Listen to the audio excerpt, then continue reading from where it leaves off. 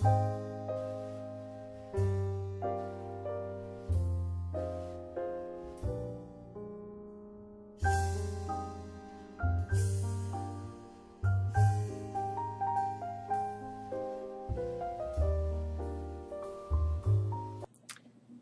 morning, everyone. This is Faith Gauthier of theinspirededge.com. Coming to you this morning, we have a very special guest, Jill Jennings of Highland Photography. Jill has been in the photography business for years. She has photographed many famous people and events. She's been published by the Wedding Portrait and Photographers International, which only a handful of people get into that. She is one of the most sought after wedding photographers in the Las Vegas area, and we are so pleased to have her here with us this morning. Good morning, Jill. So glad to have you with us this morning. Good morning, Steve. I'm glad to be with you. I know that you've been doing photography in the Las Vegas area for, gosh, what's it been now? It's over 16 years. It's how many years? It's 11 years. 11? 11 years. Okay. I knew it's been quite a long time. Question. My favorite question here is, what is, just out of curiosity, I know we're going to get into tips and stuff here in a minute, but what is the weirdest, wackiest wedding you've ever done? Well, let me think for a minute. Well, yes, actually,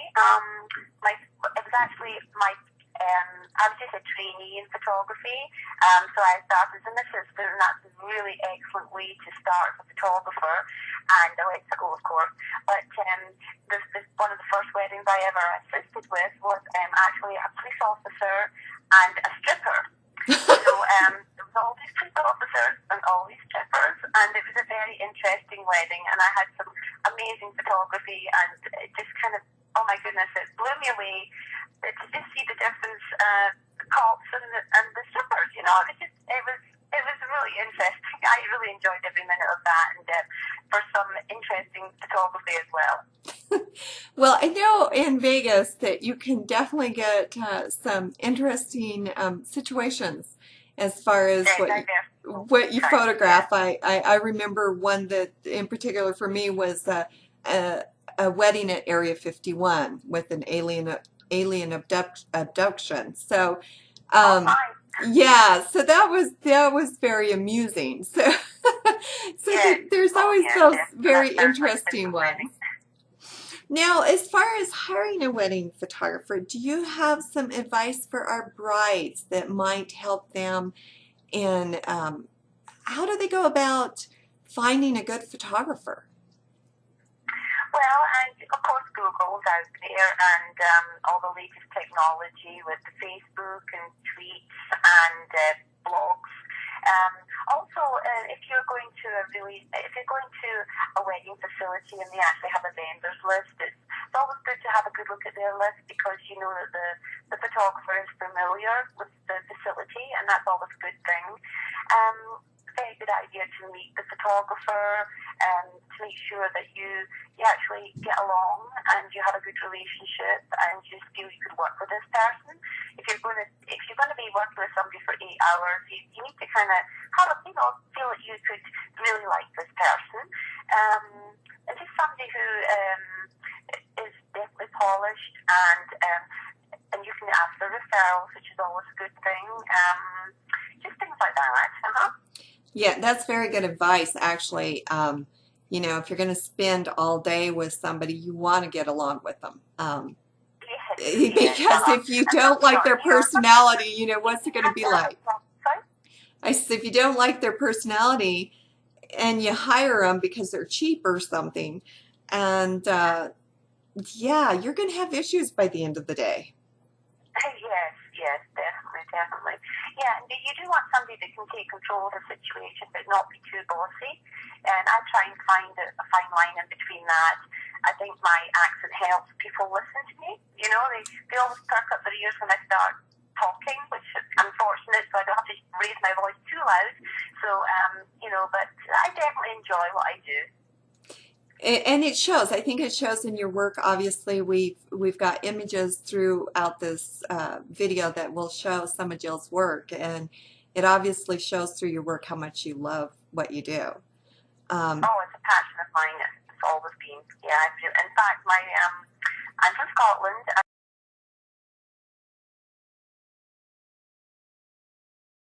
And my father, he's a novice photographer, and he used to have to hide his cameras because I was always playing with them and trying to take them apart. Just very fascinated with the whole concept of photography.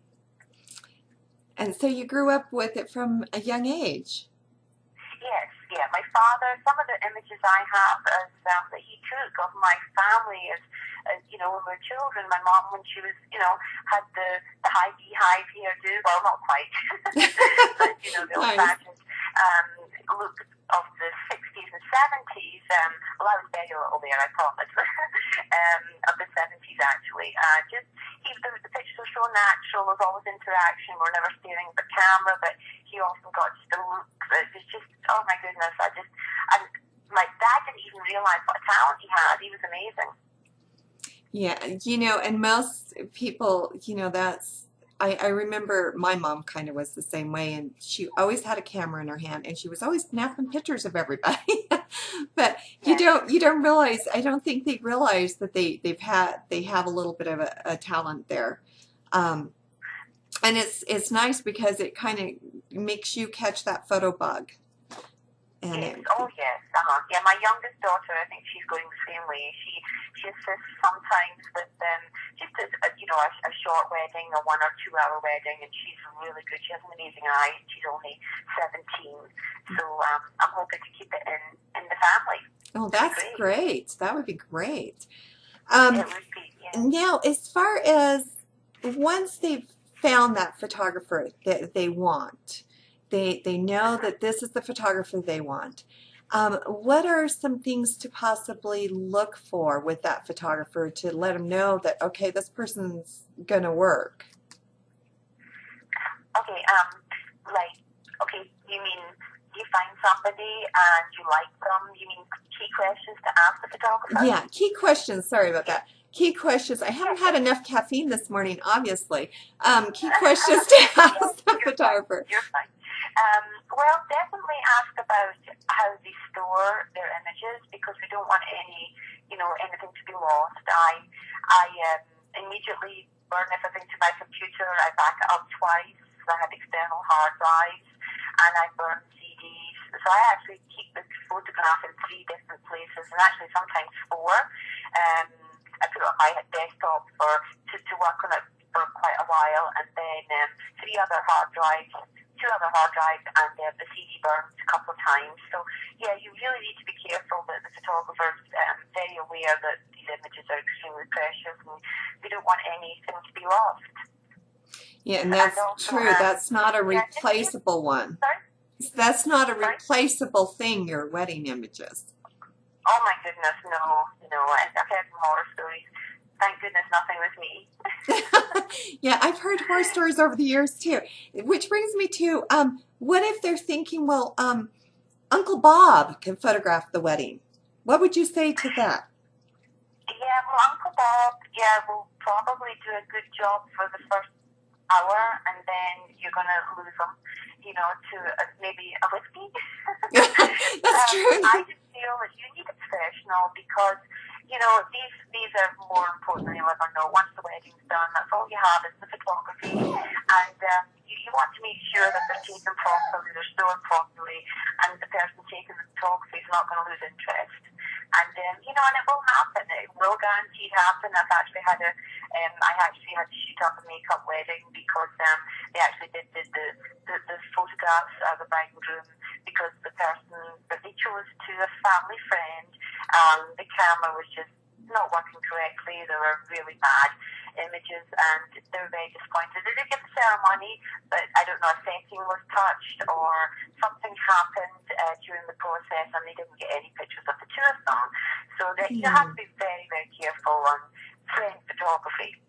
Well, and I think the other thing would be too.